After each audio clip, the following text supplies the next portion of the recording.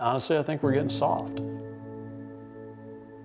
It's okay to be sensitive to people's feelings, but I think there's a time when, some people just need to toughen up and get tougher skin. But I think once you start letting people walk all over you, then you're setting a dangerous precedent that people think they can walk all over you. My name is Tim Michener. I was a petty officer first class. I was a radio operator, and I served from 1981 to 1993, and I spent 12 years in the United States Navy. I was working at Country Kitchen again and trying to figure out what I was going to do with my life, and one of my friends that worked at Country Kitchen said, "What do you think about joining the military?" I'm thinking about doing that. So two of us went and talked to the recruiter, and I showed up to take the ASVAB test, and he never showed up, and I ended up going in, and he never did.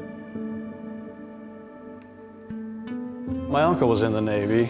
He was always kind of my hero. I was like 5, 6 years old when he was in the Navy, and I remember him coming home and probably reverting back to my uncle and thinking I want to wear the Cracker Jacks and be in the Navy and sail all over on a carrier or something like that. So, and I joined and never got on a ship the whole 12 years I was in, so.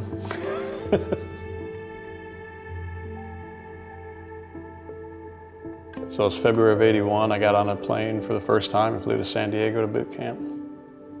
I was scared to death. Well, we took us in there and put us in a room, or a big room with like 40 bunk beds, and said they'll come and get us in the morning, just have a nice night. And 3 o'clock in the morning, the metal trash can came flying down through the beds, and the guy started screaming, and the next 8 weeks, that's what it was. So that was a high. We made it through, learned a lot of discipline, got through. And then I went to Millington, Tennessee to learn how to be an aviation electronics technician, to go to school. And you're going to be an aviation electronics technician now, and you get orders. So you fill out a dream sheet, and I had put Alaska, Hawaii, Australia, and California, and they sent me to Guam. I didn't even know what Guam was. I'd never even heard of it. So if you fly to Hawaii, you're only halfway to Guam. So Guam is on the other side of the international date line. It's a territory of the United States, so they say that's where America's day really begins, because it's the first American territory where the sun rises in the morning for that day. So 2 weeks later, my best friend, my roommate, came home from class and said, "Guess where I'm going? I'm going the same place you are."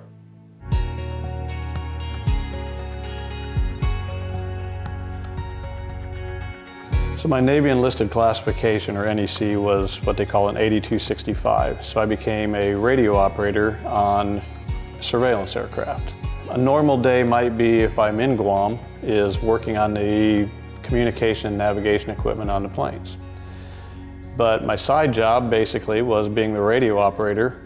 So anytime a plane left the island, I might be on the crew that was on the radios. And then we had missions where we flew surveillance missions. So we would leave for 30 or 45 days as a crew, and we would fly and we'd go to Japan or the Philippines or something like that, and we would stay there for 30 or 45 days. And we would fly our missions. They were 12-hour flights, take off from one place, land in the same place 12 hours later, and then we do that about every other day. And the off days, we would be down there fixing the radios and the communication equipment. So I'd been in Guam for a year, and I came home on leave. And I don't want to tell a story, but I ran into Karla. And we spent 8 days together. And I went back to Guam and called her and asked her to marry me, and I showed up a year later, and I showed up 8 days before the wedding. So we dated pretty much for 8 days, and then 8 days before the wedding. We got married. We went to Hawaii, stayed in Hawaii for 7 days on honeymoon, and then flew on to Guam. And we landed there, and I didn't have a house. I still lived in the barracks. She had to move in the barracks with me, and so then some friends of ours said, "You can come stay in our apartment until we can get an apartment." And we've been together for 40 years.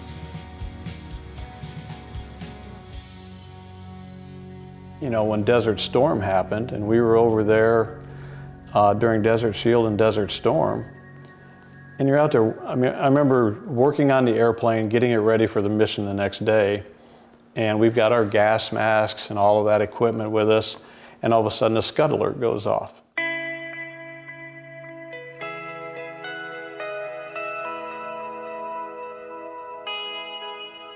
And you can hear the sirens, and you're like, you instantly put your mask on, run down into the bunker, and I'm down the bunker, and I'm like, what, 28 years old, maybe 29 at the time, which is young.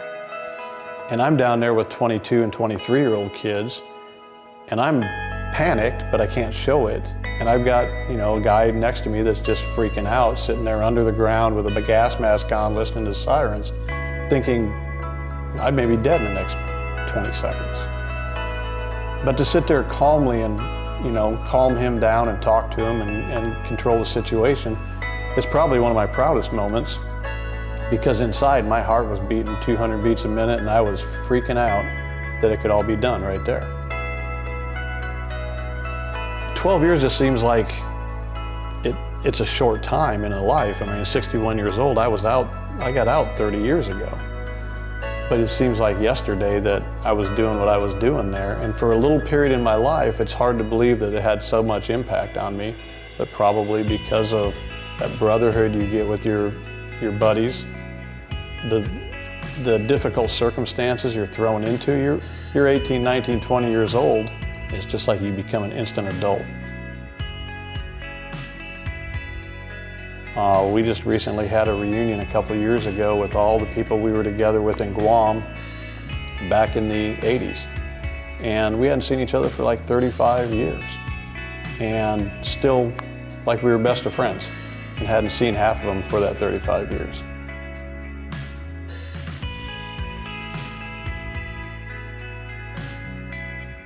Well, I mean, this whole experience today was based on getting that flagpole and 4 guys showing up at our house, or 5, including you, and doing something for a veteran. I mean, it's not that I couldn't put a flagpole myself, but you know, it's a brotherhood.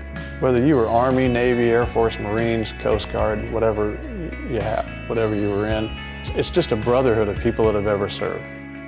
And my wife, I mean, to me, she served because she spent 10 of those 12 years I was in, she was in there with me. I know it's been a long time since you've taken off the uniform, and I know all your stuff's put away, and far too often, too much time goes by before you're appropriately thanked. But I know that there's a lot of people here who really appreciate what you did. We appreciate your service, and this country wouldn't be the way it is without guys like you. And Karla, for your support the whole time that he was doing that. We know that he can't do what he does without you. So the unit got stronger because of your sacrifice. So thank you. I'm Tim Michener. This is my wife Karla, and I'd like to thank the folks from VFI for coming out here and bringing this flag and putting it in the ground for us, and we just really appreciate it. It's a wonderful thing.